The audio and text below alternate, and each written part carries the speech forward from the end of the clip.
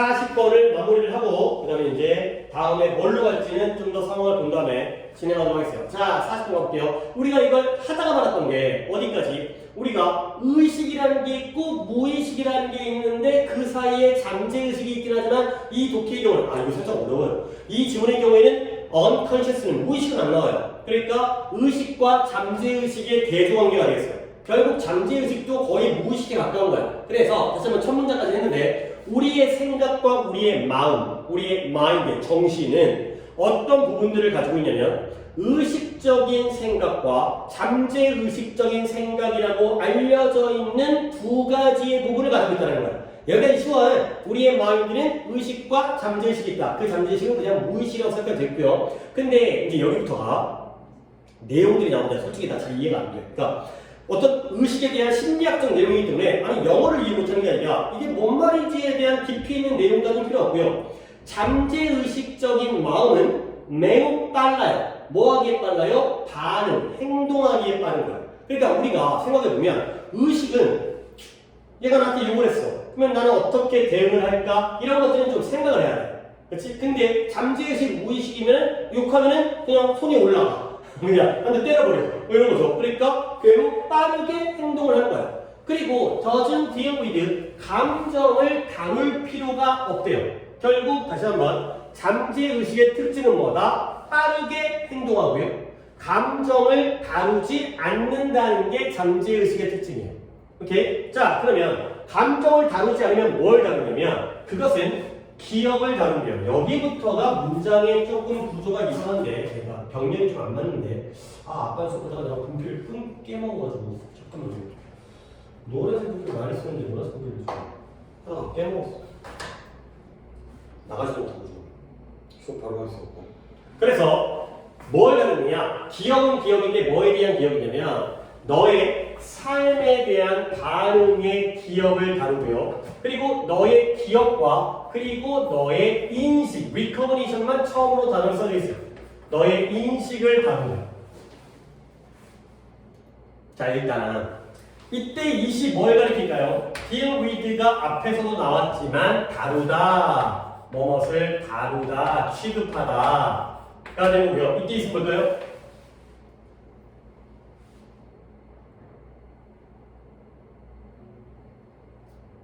쉬워요. 아니에요. 감정은 복수인데 감정을 이시라고 가리킬 수가 없죠.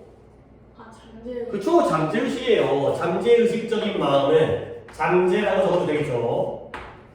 잠재의식은 빠르게 행동하고요. 감정을 다루지 않는데 그 잠재의식은 기억을 다루는 거예요.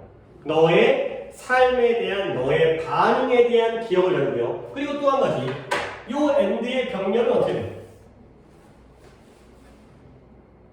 삶의 반응에 대한 기억. 삶의 반응에 대한 기억 1번 그 다음 너의 기억. 너의 기억 2번 그 다음 인식. 인식 1번 2번 3번 그러니까 솔직히 나 같으면 이렇게 안 써. 1번 2번 3번이 조금 약간 밸런스가 안 맞아. 그러니까 1번은 너무 길어. 그리고 2번 3번은 너무 짧아. 솔직히 이렇게 쓰는 건 별로 잘 썼다라는 그래야 얘기할 수 없지만 어쨌든 나도 이게 혹시라도 내가 병렬을 잘못 파악하고 있고 이때의 컴마가 동격의 컴마인지 확인하려고 해석을 봤음에도 불구하고 이게 맞아요. 뭔가 약간 이상한 병렬을 맞게 쓴 거야. 그래서 잠재의식이라는 건 너의 삶에 대한 반응에 대한 기억과 그리고 너의 기억과 그리고 너의 인식을 다뤄주는 게 잠재의식이에요. 자, 그 다음에 however 그러나 잠재의식은 그렇잖아. 근데 의식적인 생각은 conscious mind는 뭐냐면 is the one 이거예요. 어떤 거냐면 네가 좀 더 많은 통제를 가지고 있는 것이 바로 의식적인 마음이 됐어요. 자, that you have more control over가 앞에 있는 the one을 꾸며주고 있거든요. 그러면 이때의 that은 뭘까요? have more 그 관계? 그쵸, 목관대 잘 나왔어요. 그러면 뒷문장의 목적어들이 불완전한지를 어디다가 체크를 해볼까? 네가 좀 더 통제할 수 있는 게 바로 의식적인 마음이 되는 거죠. 해오지. 아니에요. have의 목적어는 more control, 더 많은 통제력을 가지고 있는 거야. 근데 뭐에 대해서? 뭔가에 대해서. over가 뭐뭐에 대해서의 뜻이에요. 그러니까 어디라고요? 컨트롤지. 아니죠. 뭐지? 뭐어 뒤에가 되는 거죠. 그러니까 잘 이해를 하세요. 한 문장이긴 하지만 잘 그러나 의식적인 마음이 어떤 것이다? 네가 좀 더 많은 통제력을 가지고 있는 것인 거야. 뭐에 대해서? 그 의식적인 마음에 대해서. 오케이? 그러니까 봐봐. 우리가 잠재의식으로 돼 있지만 어차피 무의식과 똑같은 거니까 나의 의식과 무의식 중에서 너는 뭘 더 잘 통제할 수 있을 것 같아? 의식. 의식이죠. 의식은 내가 생각을 하는 거잖아. 의식적으로. 그러니까 예를 들어서 나는 짜장면을 싫어해. 싫어할 수가 있는지 모르겠지만 그런데 이번에 뭐 우리가 단체로 먹으러 갔는데 다 짜장면 먹어. 그럼 어떻게 해야 돼? 나만 혼자 저는 짜장면 안 먹어요. 이러면 약간 좀 뭐랄까 약간 튀잖아. 그러면 의식적으로 어때? 짜장면 먹지 뭐. 거기 짜장면 뭐 죽을 듯이 싫어하는 정도 아닌가 봐. 그냥 이번에는 짜장면 먹어야지. 뭐예요? 의식이죠. 의식은 통제하는 거야. 근데 먹으려고 했는데 무의식적으로 짜장면이 들어가다가 막 이렇게 되는 거야. 막 들어가는데 막 내 몸이 막 거부해. 막 토해. 토하고 막 이제 이렇게 막 소화가 안 돼. 이런 건 내가 통제할 수가 없지. 먹으려고 하는데 안 먹혀. 이런 게 그런 무의식이 되는 거죠. 그러니까 다시 한번 의식이라는 건, 의식적인 마음이라는 건 우리가 더 많은 통제력을 가지고 있는 마음이 됐어요. 이때 경우는 마인드죠. 그러면 봐봐라. 더 많은 통제력을 가지고 있다는 건 상대적인 거 아니야? 뭐보다 의식에 더 많은 통제력을 가지고 있겠어요? 잠재의식보다. 그러니까 바로 의식적인 마음이라는 건 우리가 더 많은 통제력을 가지고 있는 마음이다. 무엇에 비해서? 잠재의식적 마음에 비해서. 그러니까 you think, 우리는 생각을 한다는 거지. 머리로 생각을 하는 거야. 의식이고요. 그 다음에 당신은, 여러분은 can choose, 선택을 할 수 있다는 거야. 근데 뭘 선택하냐면 여기부터 여기까지에다가 일단 수액기를 체크하시고요. whether부터 이까지. 그리고 내가 한 가지를 설명하겠습니다. 체크했어요? 뭘 봐야 되냐면 우리가 어렸을 때 나랑도 배웠는데 의문사 플러스 투부정사라는 걸 배워본 적이 있어요. 이게 뭔 소리죠? 이를 들어서 what to do 이런 거 배웠잖아요. what to do가 뭐 뜻이에요? I don't know what to do 하면 나는 모른다. what to do 뭘 몰라요? 무엇을 할지. 그렇죠? 무엇을 해야 할지도 맞아요. 그러면 who to do는 뭐였어요? 뭐 하는 방법. who 어떻게 해야 돼? who 누가 할지예요. 오케이? when to do는 언제 할지. where to do는 뭐였어요? 어디서 할지. where to go 이렇게 쓰거든요. 어디로 갈지. 그다음 네가 얘기했던 게 how to do예요. 뭐예요? 어떻게 할지. 뭐뭐는 방법. 근데 이런 것도 있어요. 의문사는 아니지만 what to do, how to do만 좋을까? what to do는 무엇을 할지. 이 정도의 뜻은 우리가 알고 있지만 그 다음에 대표적인 거 how to do는 어떻게 할지. 이런 걸로 쓰이는 게 바로 의문사 플러스 투부정사거든. 근데 요 자리에 솔직히 의문사는 아니지만 뭐 옛날에는 의문사를 쓸 수 있을 것 같아요. 왜냐면 생긴 게 whether WH를 시작하잖아. 약간 모양은 비슷하죠. 의문사는 거의 다 WH를 시작하니까 how 빼고 who라든가 when이라든가 where라든가 why라든가 which라든가 what이라든가. 그러면 whether to do는 뭔 뜻일 것 같아요?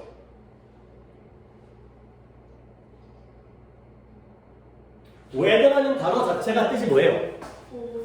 그치, 인지 아닌 그죠? 그러면 whether to do 하게 되면 약간 이제 자연스럽게 네가 한번 해석을 만들어 보시면 할지 안 할지, 할지 말지 이런 거예요. 할지 말지가 되겠어요. 이런 것도 있다. 그러면 돌아와서 you can choose, 너는 선택할 수가 있다는 거야. 근데 뭘 선택하냐면 밑줄을 쳐볼게요. whether to carry on, whether to carry, carry on이 수행하다요. 수행하다. 어떤 생각을 수행할지 말지를 선택하는 거예요. 그러니까 내 머릿속으로 머릿속으로 이번 기말고사에 대한 생각이 나는 거야. 근데 기말고사를 갖다가 더 생각하면 내가 스트레스 받을 거니까 생각하지 말아야지. 이런 것들이 선택이 가능한 거지. 그 다음에 또 뭐였지? to add, to carry와 to add의 병렬이죠. to add emotion to it. 그것에다가 감정을 추가할지 안 할지에 대해서도 선택할 수가 있다는 거죠. 그러니까 이런 것들이 바로 봐봐요. 선택할 수 있다는 건 의식이야, 잠재의식이야? 의식. 의식이죠. 왜? 통제할 수 있으니까. 내가 기말고사에 대한 생각을 수행 시작할지 안 할지, 그리고 그곳에다가 거기에다가 감정을 갖다가 더 더하거나 추가할지 안 할지 같은 걸 선택할 수 있는 게 바로 의식의 부분이 되겠어요. 오케이? 그리고 또 한 가지 또 이제 또 물어봐야죠. 병렬은 to carry와 to add는 건 쉽잖아요. whether to 부정사 or to 부정사가 되고요. 그러면 이때 이은 뭐예요? 뭐에다가 감정을 추가할지 안 할지까지 선택할 수 있는 거예요. 생각. 그치, thought.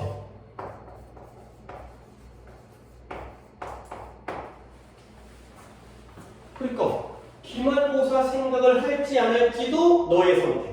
그 다음에 그 기말고사의 생각에다가 내가 감정을 뭐 짜증남이라든가 빡침이라든가 아니면 불안함이라든가 아니면 기대감이라든가 뭐 이게 시험이 기대될 수 있잖아요. 나 이번에 열심히 공부해서 성적 올려야지. 그런 것들을 더할지 안 할지도 다 너의 선택. 이게 바로 의식이라는 거죠. 그리고 이것이 바로 이 의식적인 생각이라는 이 컨셔스가 바로 부분이에요. 너의 마음속의 일부분이죠. 당연히 일부분이 알아요. 의식과 잠재의식이 있으니까. 근데 어떤 일부분이냐면 that let you down, 너를 종종 let down이라는 표현이 실망시키다의 표현이에요.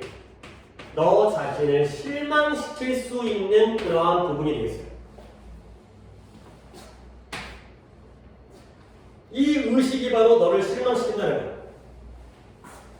근데 왜 의식이 너 자신을 실망시키냐면 종종 뭐 때문에 frequently because 종종 자주 frequently가 종종 자주가 되면서 뭐 때문에 fueled by emotion 일단 fuel이라는 단어가 뭔 단어냐? 실패. 그건 fail이죠. fail은 뭐예요? 야, fail과 fuel은 많이 달라요. 처음과 끝만 똑같고 중간에는 많이 달라요. 이건 실패하다고요. fuel, fossil fuel 이런 단어 많이 나오잖아요. 화석, 연료. fuel이 연료라는 뜻이 아니야? 아이고, fuel이 연료를 갖다 모르면 설명이 그런데 fueled by emotion. 갑자기 fuel에다가 ed가 붙었어요. 그러면 fuel이 연료가 뭐예요? 석탄, 석유, 휘발유 이런 게 연료잖아요. 그러면 연료가 네 생각해봐. 불이 타고 있는데 거기다가 석유를 부으면 그 불이 커지겠어요? 작아지겠어요? 커진 거지. 더 막 활활 타오를 거 아니야. 이런 게 바로 연료를 공급하는 거예요. 연료를 공급하면 뭔가 하고 있는 일이 더 커지겠죠. 그래서 감정에 의해서 활활 태워지는 거기 때문에 자극하다. 감정에 의해서 자극되어진 거야. 감정에 의해서 연료 공급이 되어진 거예요. 그래서 you make the wrong decision. 너는 잘못된 선택을, 결정을 내리게 되죠. 근데 time and time again은 뭔 뜻이겠어요? 그냥 말 그대로 반복해서가 되겠어요. 좀 어렵습니다, 지금 글이. 하지만 다시 정리해서 보여드릴 거야. 자, 그 다음 반복하여 time and time again. 그 다음 when your judgment, 너의 judgment는 판단이죠, 판단. 너의 판단이 is clouded by emotion, 감정에 의해서 clouded 되어졌을 때. 자, 또 물어봤는데 또 이거 모르면 또 이해가 설명이 그렇긴 한데 cloud는 뭐예요? 포함한. 그건 include고요. 오늘 약간 어떤 느낌이냐면 피부를 너무 많이 해갖고 정신이 약간 어디 어디다 녹은 것 같은데. 오늘 단어 시험이 40번. 그쵸, 이거 포함이죠. 네. 근데 뭐지? 아까 단어 시험 몇 개예요? 2개 틀렸어. 오이 잘하는 3개? 아 2개 그치 49니까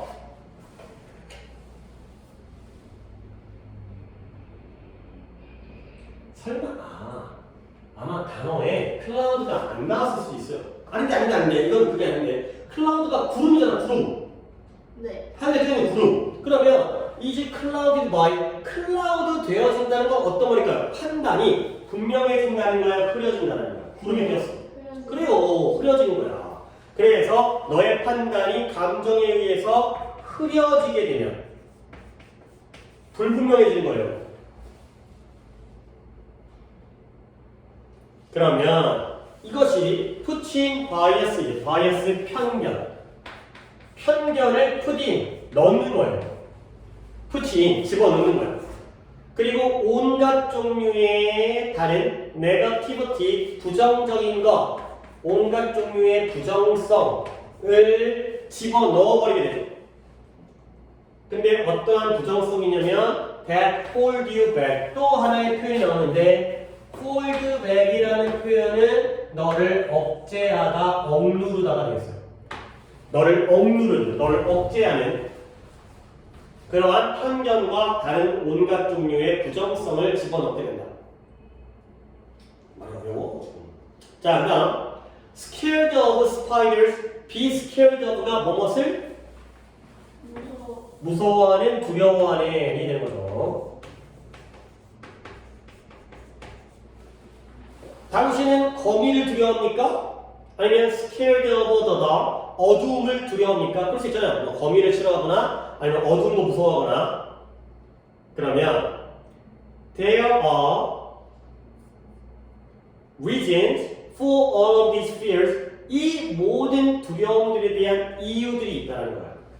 근데 그러나 두려움에 대한 이유가 있지만 그들은 originate 하면 어디에서 유래하다.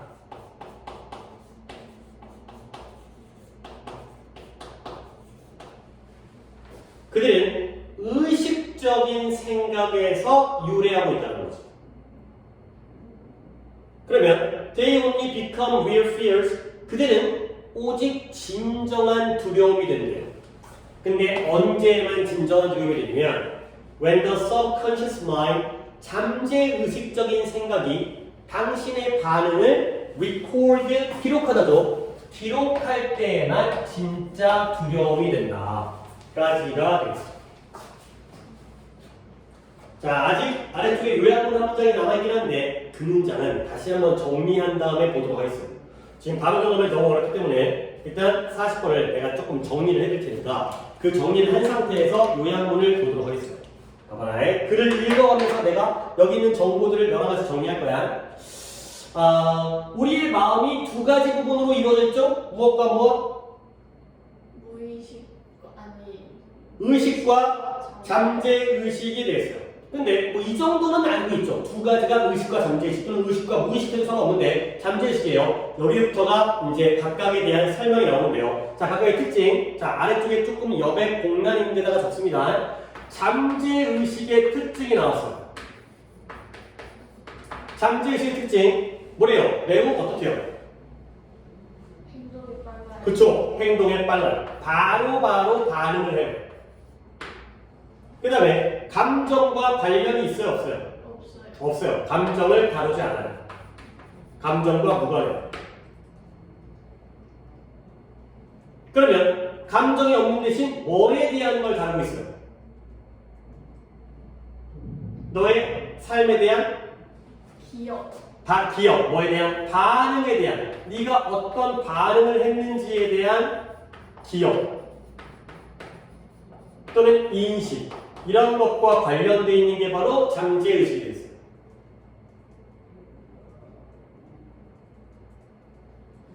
자, 그 다음 반대 의식에 대한 설명이 나오죠.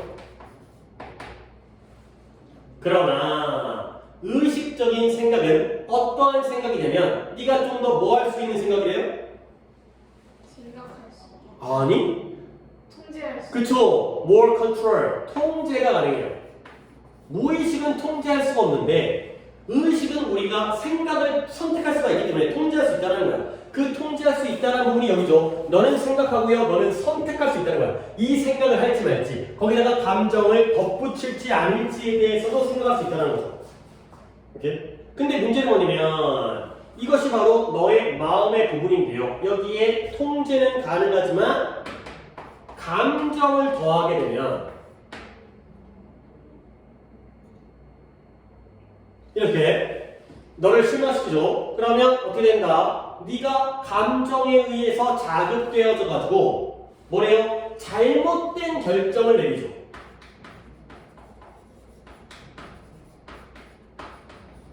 wrong decision을 내리는 거예요. 그러면 네가 어떻게 되지? 너의 마음이 실망스럽게 돼.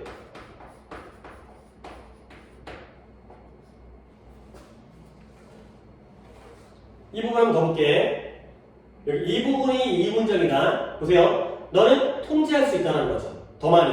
그러면 네가 생각할 수 있고 네가 선택할 수 있죠. 어떤 걸 선택하느냐? 어떤 생각을 수행할지 안 할지에 대해서 생각할 수 있고요. 그 생각에다가 감정을 더할지 말지도 생각할 수 있어요. 그런데 이 의식이라는 게 바로 너의 마음속의 일부분인데요. 너를 뭐 할 수 있다? 실망시킬 수 있다는 거야. 근데 왜 실망시킬 수 있냐면 네가 먼저 감정에 의해서 자극을 받아요. 그러다 보면은 네가 잘못된 결정을 반복해서 내리죠. 그러다 보면 이제 실망을 하게 되는 거야. 오케이? 자, 그래서 결국 감정 판단이 흐려지게 되는데 감정에 의해서 그것은 편견과 모든 부정성 이런 것들을 갖다가 우리에게 집어넣어주게 되죠. 그러면 우리가 이제 뭔가를 못하게 되는 억제가 되겠어요. 그래서 이쪽 부분에서 편견과 부정성이 들어가요. 이런 과정 속에서 편견과 부정성이 그리 어려워서 좀 요약 정리를 해서 글을 읽겠어요.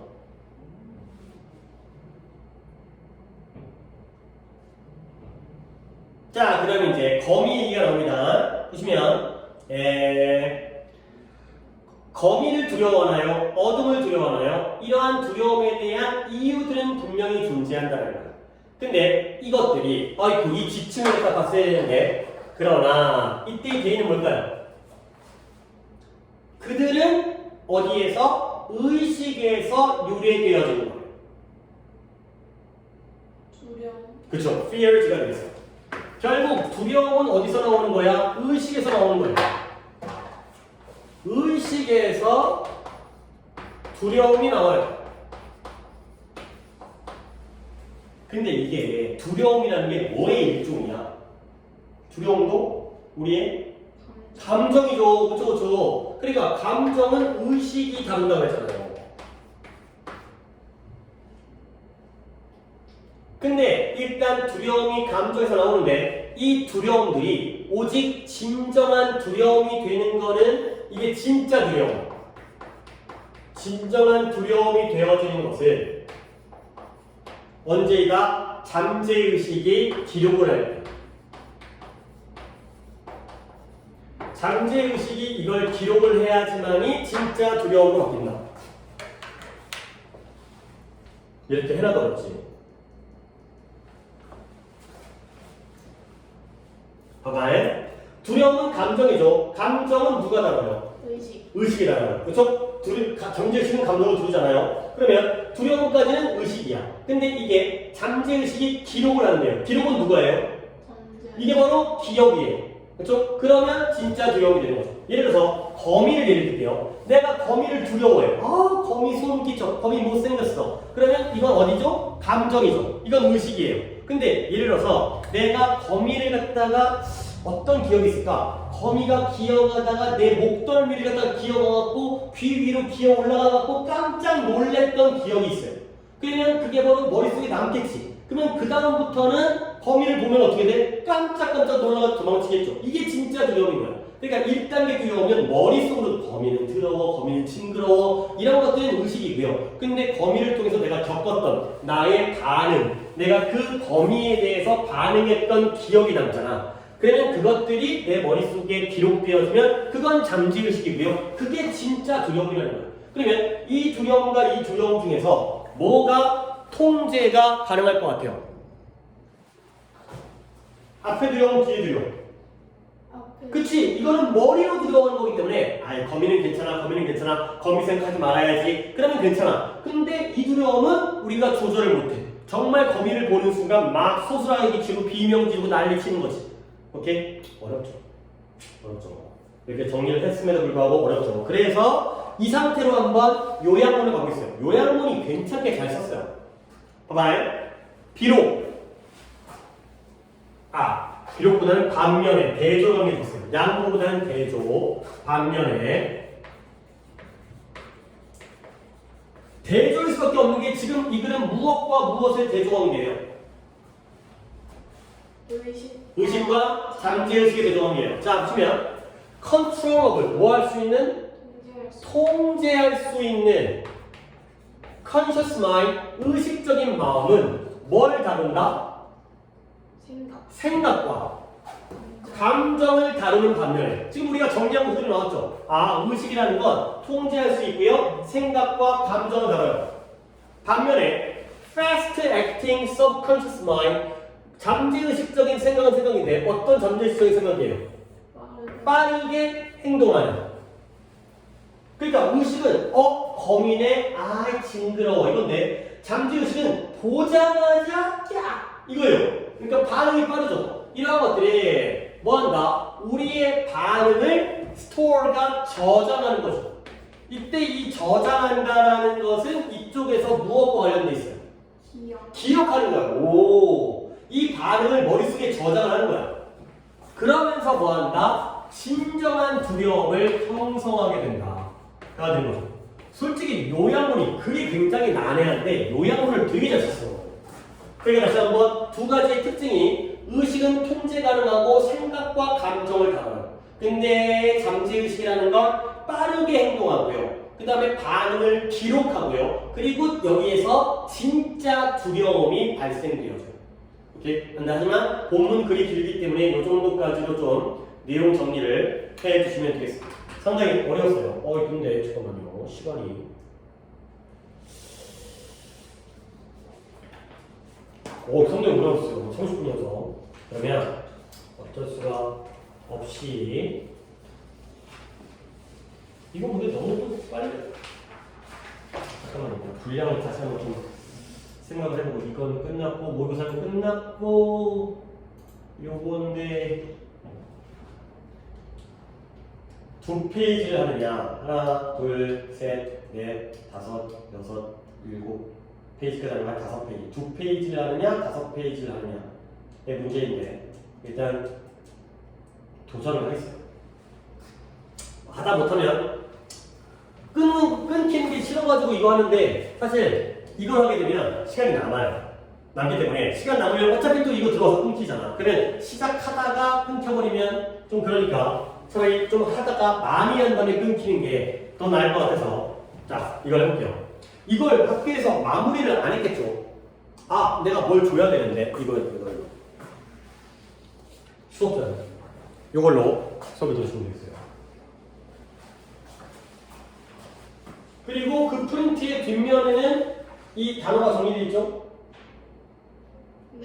네 원래 원문 프린트. 그치? 그리고 너 프린트 하나 더 있던데 수행평가 보는 단어 뭐하는 프린트? 그거 언제 시험 봐요? 다음 주 월요일에? 그건 어차피 단어 모아져 있으니까 잘 외우시고 그거 보니까 뜻쓰기도 있고 스펠링 쓰기도 있고 그 다음에 안에다 빈칸 채우기도 있고 그 다음에 아예 단어가 이게 뭐 용어로 나오는지 정리되어 있던데 이건 이쪽으로 나오고 이건 이쪽으로 나오니까 이렇게 외우라고 그 정도 충분히 잘할 수 있죠. 단어 잘 외우니까 이렇게 나는 요 테스트지를 만들어도 그거까지는 안 만들 것 같으니까 그게 모의고사 단어도 있고 요거 단어도 있고 요거 단어도 있고 다 3개를 짬뽕했더라고 골라가지고 자 좀 어려운데 이거 다 나갔다고? 아직 다 안 나갔어요. 조금 어려워요. 근데 결론적으로 보면 소설을 읽으면 좋다라는 거예요. 픽션이라는 게 소설이거든요. 우리의 뇌를 연구해봤더니 소설을 읽으면 좋다라는 거예요. 일부러 띄엄띄엄 좀 해놨어요. 자, 어미드라는 게 뭐뭐 사이에서 뭐뭐 사이에서 같은 단어는 어몽이에요. 뭐뭐 사이에서 우리의 디지털 디바이스가 장치 또는 장비예요. 디지털 장치의 소음 한가운데, 소음 사이에서 The value of reading novel, 가치는 가치인데 novel이 뭐예요?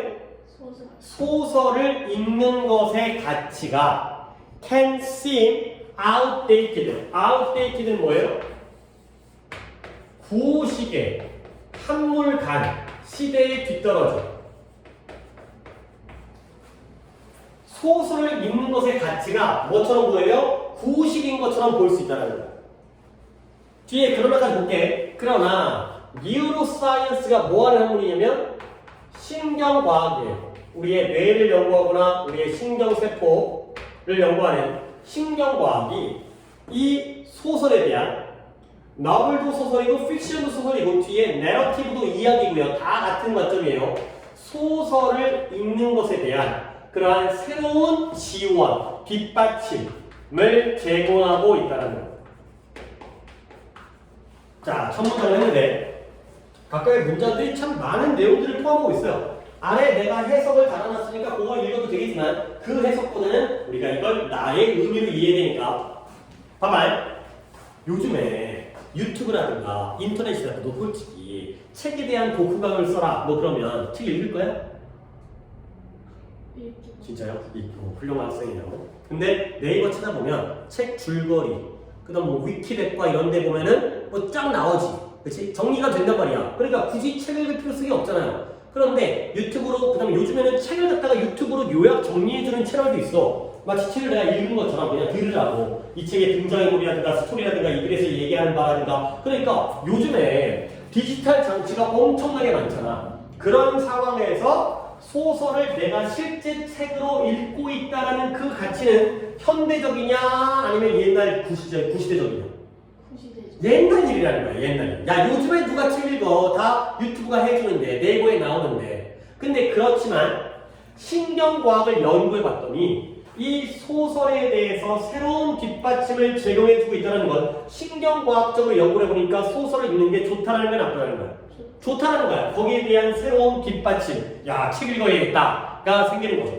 요즘 현대사회에서는 책 읽고 앉아있으면 약간 뭐랄까 시간이 오래 걸리잖아. 요약을 해주게 되면 훨씬 더 빠르게 우리가 그거 갖다가 이제 이해할 수가 있는데 근데 이게 굉장히 구식처럼 보이지만 새로운 뒷받침이 생겼구나. 책을 읽어야겠구나. 자, 그래서 브레인 스캔, 우리가 뇌를 스캔해 본 거야. 스캔이라는 게 정밀하게 사진을 찍는다는 거거든. 거기에 스캔이라고 나왔어요, 해석이. 하지만 정밀 사진을 찍어본 거예요. 얘가 보여줘요. 뇌의 정밀 사진을 찍어봤더니 뭘 보여주냐면 Impact of reading, detailed description, 세부적인 묘사. 그러니까 디테일드라는 게 세부적이라는 게 자세한 거야. 자세한 거. 자세한 묘사. description. 그 다음에 evocative metaphor. 어려운 단어 쭉쭉 나옵니다. evocative라는 게 감정을 불러일으키는 또는 기억을 불러일으키는 그러한 은유. 그 다음에 감정적인 교류. 이런 것들을 읽는 것의 영향력을 보여준 거예요. 뇌 사진을, 두뇌를 정밀 사진을 찍어봤더니 자세한 묘사나 감정을, 기억을 불러일으키는 기억을 불러일으키는 은유라든가 감정적인 교류를 갖다가 읽었더니 이것에 영향력이 있구나, 효과가 있구나 이런 것들을 보여준 거예요. 자, 이것도 또 네가 해결해야 될 문제가 하나 나왔는데 요 엔드가 병렬이 어떻게 된 것 같아요?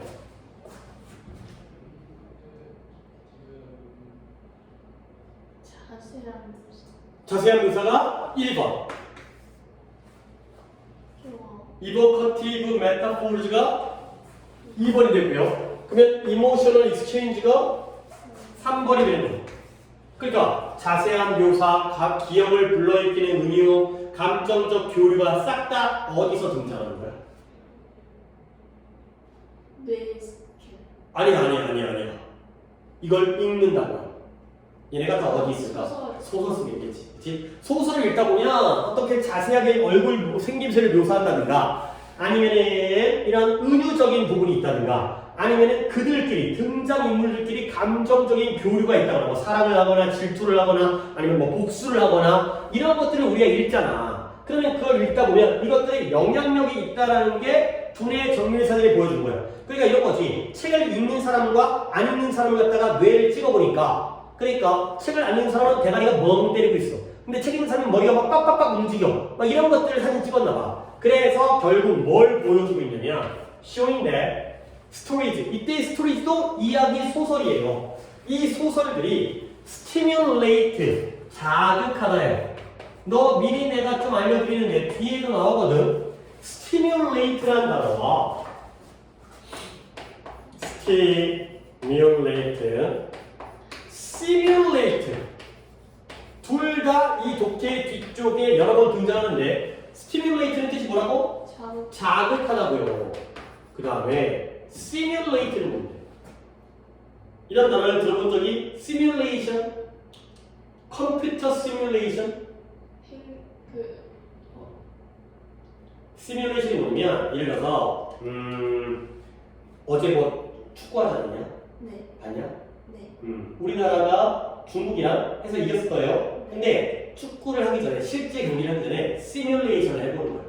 어떻게? 컴퓨터로 미리 손흥민이 이쪽으로 뛰어갔을 때 이강인이랑 화했냐? 뒤에서 뛰어가다가 공을 받아가지고 중국 골키퍼를 제친 다음에 야 골 이거지. 근데 어쩌고저쩌고 누가 달려가다가 막혀가지고 골을 못 넣어가지고 역습받아가지고 골 먹었네. 이런 것들을 갖다가 컴퓨터로 한번 해보는 것. 이런 걸 갖다가 우리가 시뮬레이션이라고 해요.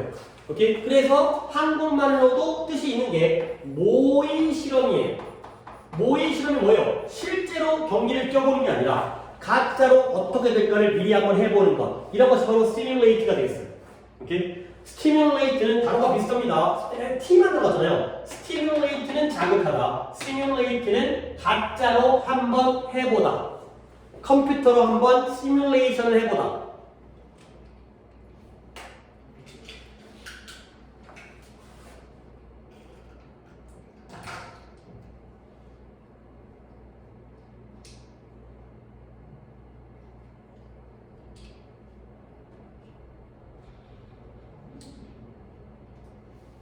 자, 그래서 뭘 보여주냐? 이런 이야기들 소설이에요. 소설이 우리의 뇌를 자극해 준다는 거지. 그리고 심지어 우리가 인생에서, 삶에서 어떤 식으로 행동하는지에 대해서도 변화를 시키기까지 한다는 거예요. 세연아, 네 느낌에 뇌를 자극하는 거 좋은 거 같아? 나쁜 거 같아?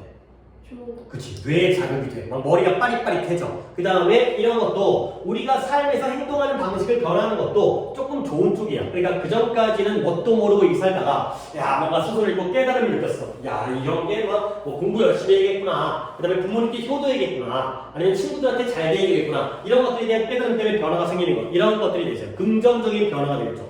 자, 그 다음에 이제 2번. 연구자들이 have long known, 오랫동안 알아봤어요. 뭘 알았냐면 that areas, 영역은 영역인데 어떤 영역이냐면 브로카와 베르니케의 영역과 같은 그러한 영역들이 되었어요. 아니 브로카는 누구고 베르니케는 누구예요? 당연히 뇌과학자의 이름을 딴 것 같아요. 그런데 우리 뇌에 있는 부위의 이름이에요. 그러니까 뇌의 부위야, 부위. 그래서 브로카 부위와 베르니케 부위와 같은 이러한 영역들이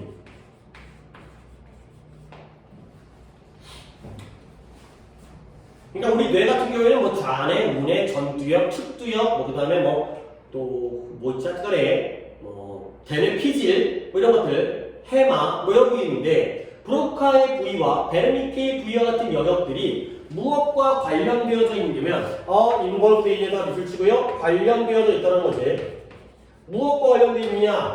How the brain interprets written words. 이 뇌가 어떤 식으로 글로 쓰여진 글자들을 interpret 하는지, interpret 어떻게 해석하는지와 관련되어 있다는 걸 오랫동안 알고 있었어요. 과학자들이 뭘 보셨다? 브로카 영역, 브로카라는 부위와 베르니케라는 부위가 우리가 글을 어떻게 뇌가 해석하는지와 관련이 있구나. 근데 그러나 이건 원래 알고 있었거든. 그러나 they recently discovered 그들은 최근에 발견했어요. 뭘 발견했냐면 that narratives activated narrative가 그게 서사, 이야기예요. 이야기. 이것도 소설이야. 그들이 뭘 최근에 발견했냐면 이런 이야기가 activate 활성화하다. 뭘 활성화하냐면 많은 다른 뇌의 부위들을 다 활성화한다는 거야. 그리고 뭐 하면서 make reading feel vivid and alive. vivid 생생한.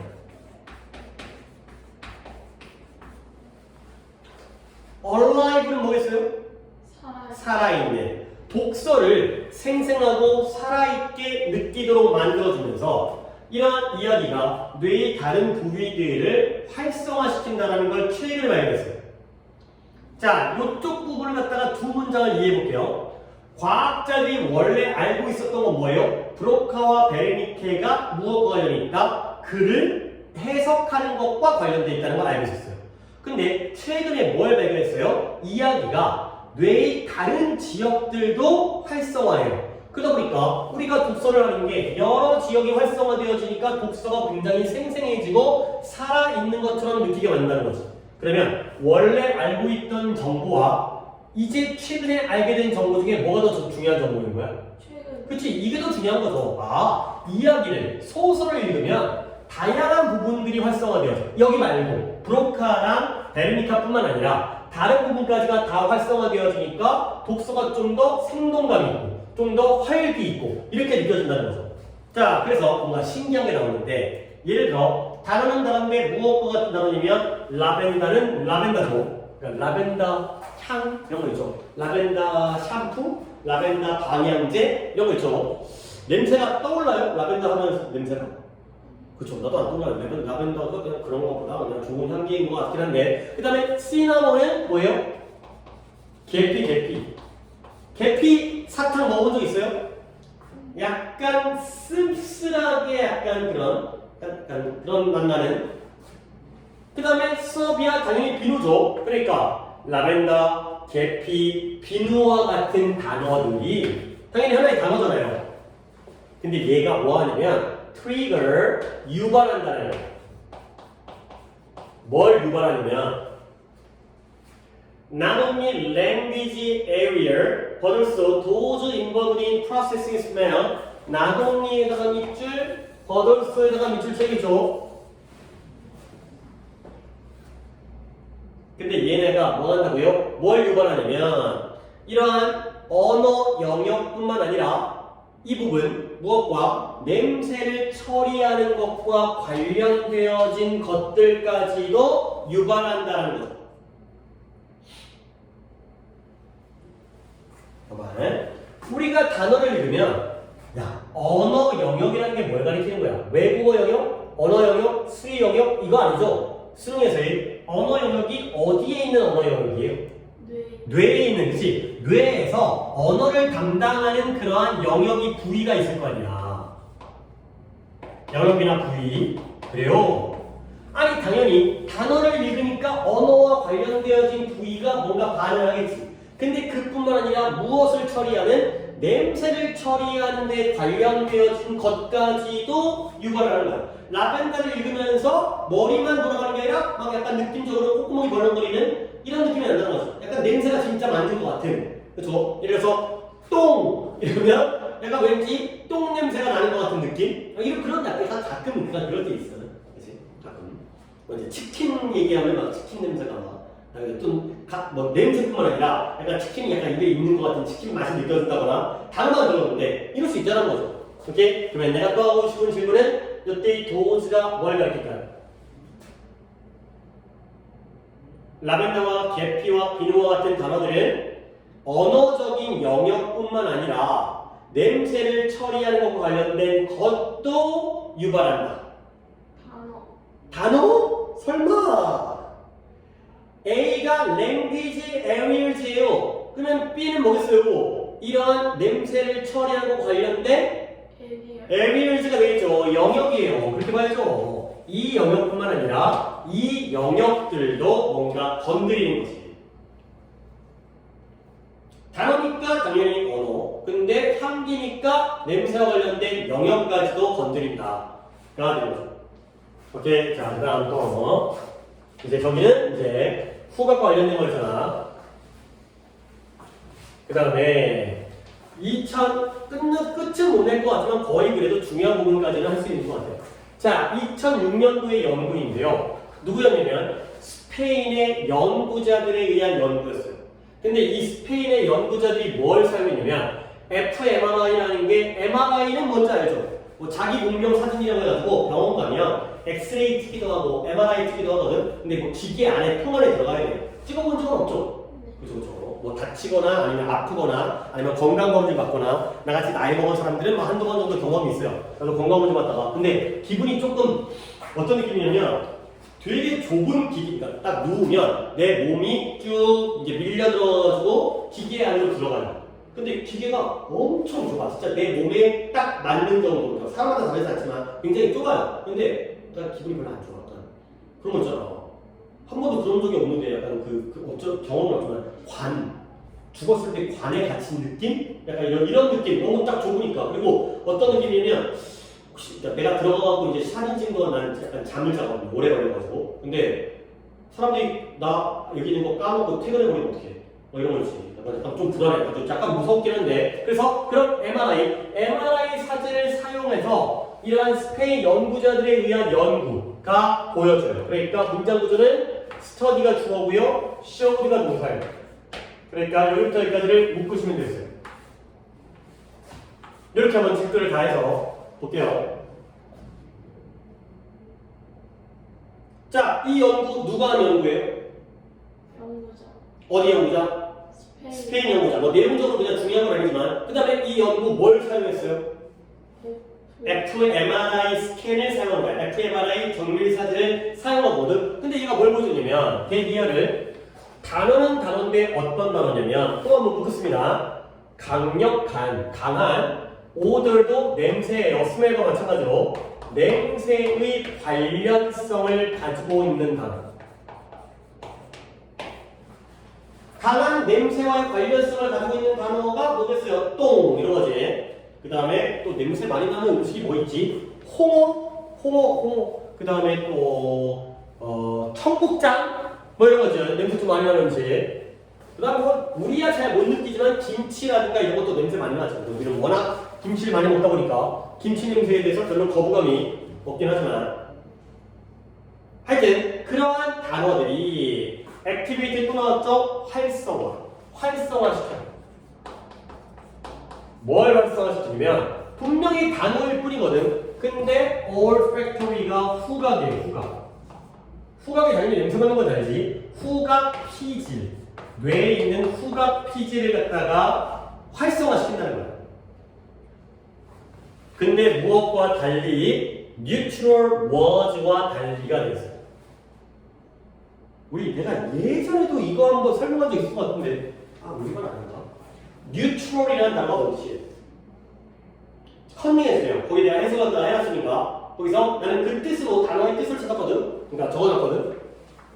뭐뭐와 달리 뉴트럴한 단어와 달리 중립적인 뜻이에요. 근데 너 중립이라는 말이 뭔지 알잖아요. 네. 그러니까 예를 들어서 친구 A랑 B가 싸워. 그럴 때 나 중립. 그럼 뭐야? 어느 편도 들지 않는다는 거야. 나 내 가운데 있는 거지. 네 편도 아니고 얘 편도 아니고 난 중립. 그런데 여기서의 중립이라는 게 누가 싸우는 거 아니잖아. 봐봐. 강력한 냄새의 관련성을 가지고 있는 단어들이 중립적인 단어들과 달리 1차적인 후각 피질을 활성화시킨다는 걸 보여줬다는 거야. 그러면 이때 중립적인 단어라는 건 어떤 단어일까요? 이게 언어적인 이해가 필요해요. 강한 냄새도 아니고 약한 냄새도 아니고. 오! 졸라게 정확하게 얘기하려고 하는데 더 쉽게 생각하세요.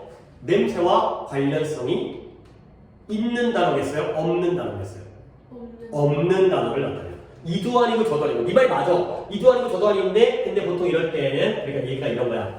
냄새와 관련성 있는 단어가 있고 그 다음에 시각과 관련되어 있는 단어가 있고 그 다음에 청각과 관련된 단어가 있고 그 다음에 촉각과 관련된 단어도 있겠지. 근데 이도 아니고 저도 아니니까 아무것도 관련성이 없는 그런 의미의 중립적인 단어예요. 결국 이때 중립적인 단어라는 건 이 지문 내에서는 냄새와 관련되지 않은 단어를 나타내요.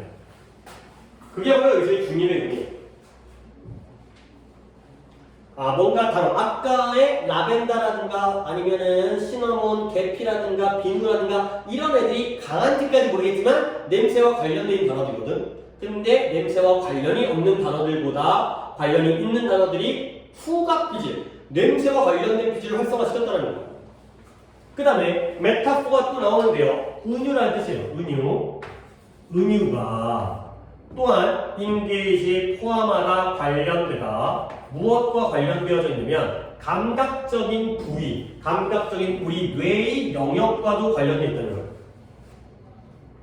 자, 다음 문장. 에모리 대학 이름인데 어딘지 모르겠는데 맨날 독해 많이 나오는 대학이에요. 뭐 유명한 대학인 거가 연구 많이 하는 에모리 영국에 있나? 에모리 대학의 연구자들이 밝혀냈어요. 근데 뭘 밝혔냐면 은유는 은유인데 어떤 은유냐면 involving texture라는 게 질감이에요. 질감. 질감은 인간의 5가지의 감각 중에 어디에 해당되는 것 같아요? 촉각. 그치, 촉각이지. 질감은 뭐예요? 뭔가 부드럽다든가 꺼끌꺼끌하든가 이렇게 따갑다든가 이런 것들이 질감이거든. 근데 그 질감과 관련된 예시가 뭐냐면 The singer, 그 가수가 벨벳 목소리를 가지고 있다는 거죠. 벨벳이라는 단어는 들어본 적 있어요? 레드벨벳? 그래 요즘 안 나오던데.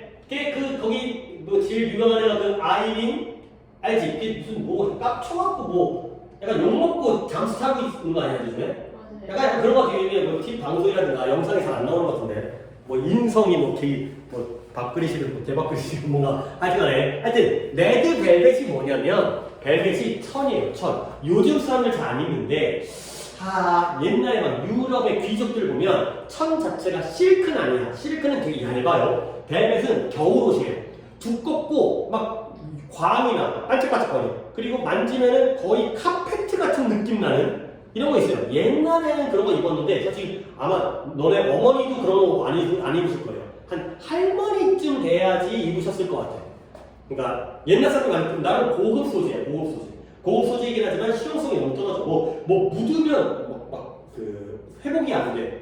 세척소 바꿔도 안 되고 막 이런 것 때문에 실용성이 너무 떨어지기 때문에 어쨌든 벨벳이라는 게 되게 부들부들한 그러한 두꺼운 천이거든요. 그러니까 그 가수가 벨벳의 목소리를 가지고 있다. 이렇게 되면은 다시 한번 벨벳은 무슨 감각과 관련성이 있어요? 촉각. 촉각과 관련. 목소리가 막 뭔가 부들부들하고 뭔가 약간 뭐 솔직히 나 뭔 느낌인지 잘 모르겠는데 그러한 것들. 그래서 다시 한번 여기까지가 바로가 되겠고요. 은유는 은유인데 어떤 은유냐? 그 가수는 벨벳의 목소리를 가지고 있다와 같은 질감을 포함하고 있는 은유가 이 은유가 뭐한다? 스티뮬레이트 다시 한번 뭐라고요? 자극하는 거예요. 근데 뭐에 대한 이러한 감각 피지를 자극하죠. 근데 무엇과 달리 non-metaphorical phrases 비은유적인 어구와 달리가 되어 있어요. 그러니까 두 문장이 똑같죠. 강력한 냄새와의 관련성이 있는 단어들은 후각 피지를 활성화시켜요. 근데 중립적인 단어는 그렇게 못하죠. 그 다음에 이러한 이 말과 같은 질감을 포함하고 있는 메타포의 경우는 감각 피지를 자극하죠. 그런데 비은유적인, 은유를 안 하고 있는 그러한 어구는 그렇지 못하지. 오케이? 여기까지 되고요. 한 문장 정도를 더 하겠어요. 4번의 첫 번째 문장까지 하겠습니다. 4번의 첫 번째 문장이 조금 까다로울 수 있긴 한데, 자, 우리 뇌가 doesn't seem to differentiate. 자, differentiate, 네가 알고 있는 단어 무슨 단어랑 비슷해요? 다른. 그쵸? different랑 비슷하지. 그거의 동사형이에요. differentiate 하면 구별하다. 구별하다. 뇌가 구별하는 것처럼 보이지 않는 거예요. 근데 많이 무엇과 무엇 사이에서의 구별을 안 하는 거냐면 reading about an experience와 and encountering it in real life를 갖다가 별로 구별하는 것처럼 보이지 않는다는 거예요. 자, between A and B가 A, B 사이에죠. A, B 사이에 A가 뭐냐? reading about an experience 경험을 글로 읽는 거예요. 그러면 B는 뭐냐? encounter가 만나다, 맞닥뜨리다. 실제 현실에서 그것을 만나는 것이 B예요.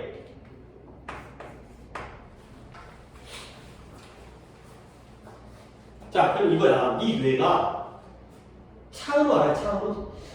차은우를 만나는 걸 책으로 읽는 거야. 책에서 차은우를 갖다가 어디서 만나서 지하철에서 만나나 어디나 실제로 차은우를 실제로 만나는 것 사이에서 구별을 해 안 해?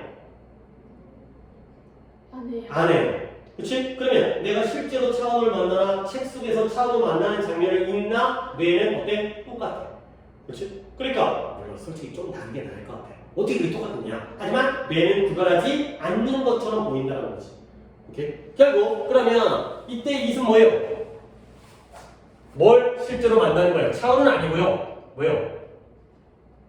경험. 그치, 경험이죠. 경험을 책으로 읽나 네가 그 경험을 실제로 맞닥뜨리나 뇌는 구별을 안 해. 진짜 그럴까? 아니 솔직히 다른 게 다른 것 같은데 아니 내가 치킨을 시켜 먹나 치킨을 갖다가 계속 치킨 그 광고만 보는 거랑 다르지 않아? 치킨 광고 보면 더 먹고 싶어질 것 같은데 배고파가지고 어쨌든 이거는 결국 뭐냐면 책을 읽으라는 거 안 읽으라는 거 읽으라는 거 책을 읽으라는 얘기는 책 속의 경험과 실제 경험이 같아야 돼 완전 달라요 같아야지 읽는 데 의미가 있겠지 완전 다르면 현실과 다르면 뭐하러 읽어 뭔가 느끼는 것도 비슷하고 그럼 공감대가 생겨야지 읽는 그래서 같다고 하는 거죠 그래서 각각의 경우에 이런 거 가능하겠네요 뇌의 똑같은 부위가 자극을 받는 거예요. 그러니까 치킨을 진짜로 입으로 씹나 치킨 광고를 보나 같은 뇌의 부위가 반응을 하는 거죠. 오케이? 그런 것들은 충분히 가능하겠습니다. 오케이? 오늘 여기까지만. 어려워.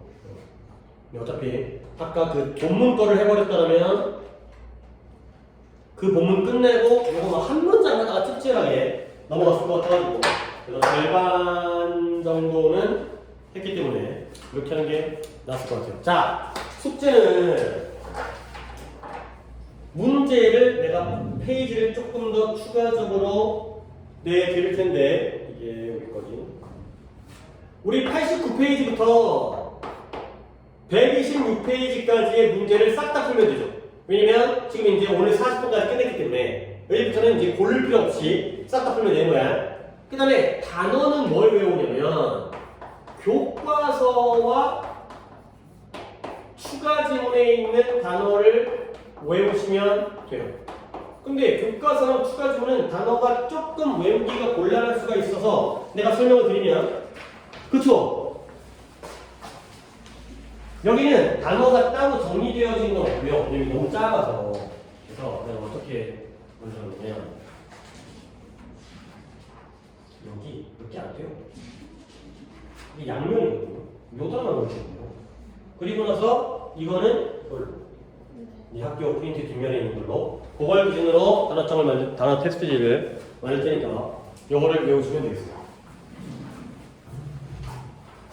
이렇게 그래서 이 정도 하고 그 다음에 그러면 우리 수요일날 그냥 계속 이 시간에 해도 들어갔어요.